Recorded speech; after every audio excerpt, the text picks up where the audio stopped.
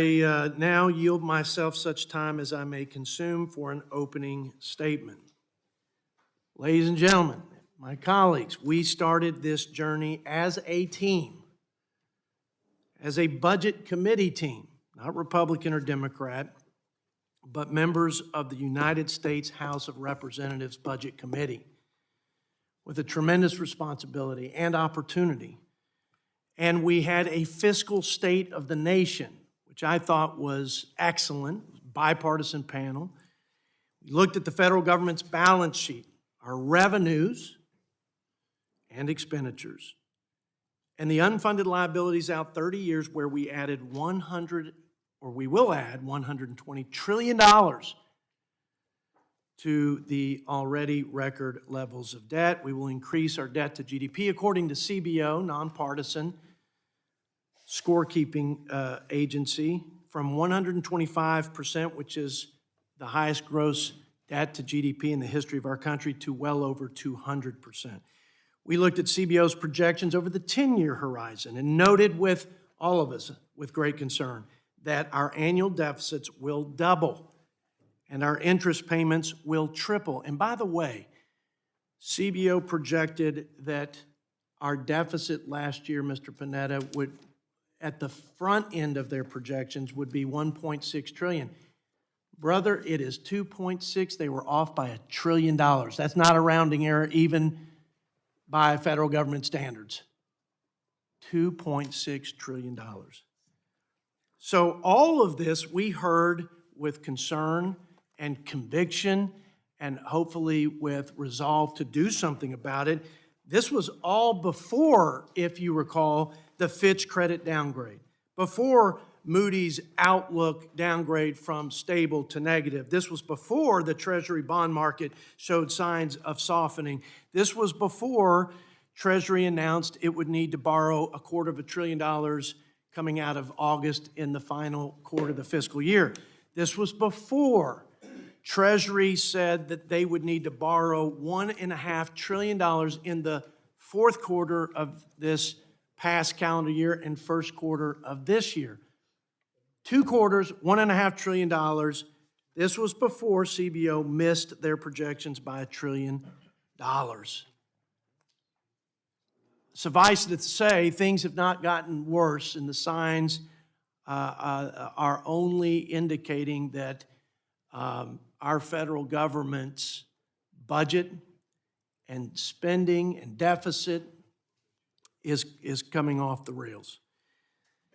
At the time of our first hearing, we also agreed that we've all contributed to this, that no party gets a pass on this.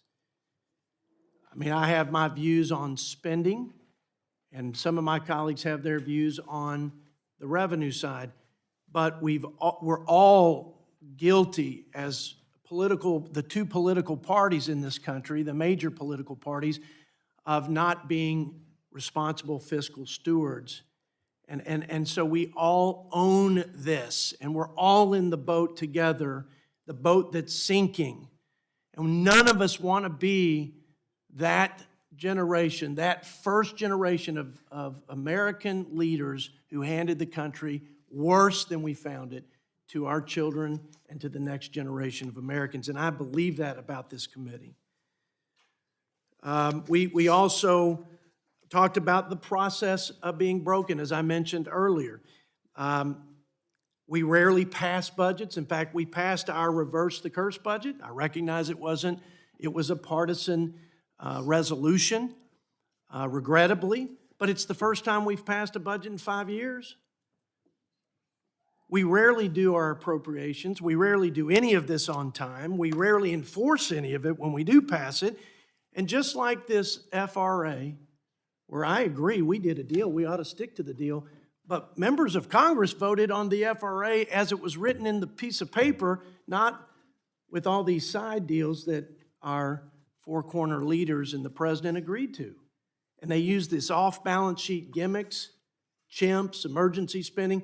Basically, we keep 2 sets of books, and I think it's unconscionable. And the citizens of our country, if they ran their businesses like this, they go to jail. So we'll just pause now while this gentleman is escorted off. More political theater, by the way. Let's. Keep your hands off Social Security. I have a petition here from over half of Thank you, sir. Americans who say, keep your hands off of Social Security. We don't need a smoky back room. Take care of this gentleman, I would please. like you to listen to the American people when they say absolutely no cuts to Social Security. A vote for a commission is a vote to cut Social Security. No cuts to Social Security. No cuts to Social Security. Well, speaking of gimmicks, I hope we can all see past these tactics that keep us from doing the right and responsible things for the American people. So, and by the way, they happen on all sides. And nope, again, I hope we can come at this as leaders, not as members of a political party. So we talked about the broken process, and one of the things we also do is we hyper-focus on 1/3 of the budget, discretionary. And Mr. Boyle, we rarely spend the time on the 2/3 of mandatory spending that is the bigger driver of the debt. And so Fitch, I think, the credit agency, and Moody's give us some insight to why we're here today and why it's important to have this fiscal commission.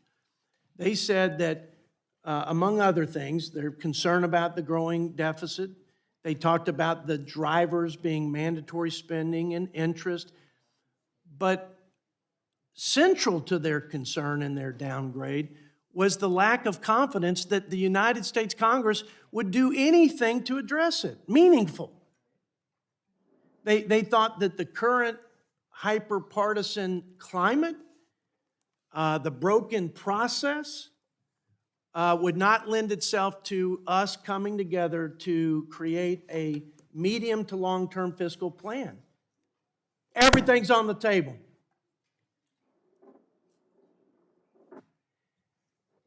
As it should be. And so let's get serious lawmakers together in a room. Let's put everything on the table. Let's look at this unfunded liability that's going to bankrupt the country, and let's come up with a plan that will give our children the same freedom and opportunities we've had. Okay? That's why we do this. Is it perfect? No. Is any process perfect? No. And my friend Tom McClintock has made great observations, echoed by my friend Mr. Boyle. It's not the process, it's the people. Yeah, ultimately you have to have the political will. And ultimately Congress is going to have to make the decision, but incentives drive behavior.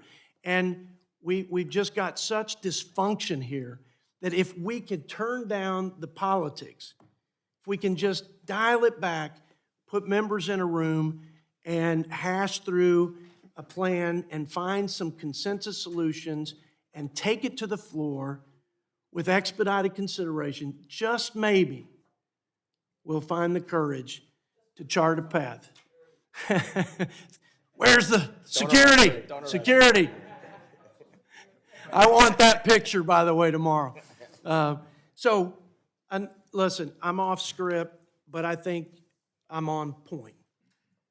And I think I'm consistent. Let's take some risk here. Let's do things differently. Let's not just continue this insanity and get, for the love of country, and I have no doubt my Democrat colleagues love this country. I think some of their policies are crazy, but I have no doubt they love this country. And so let's do this.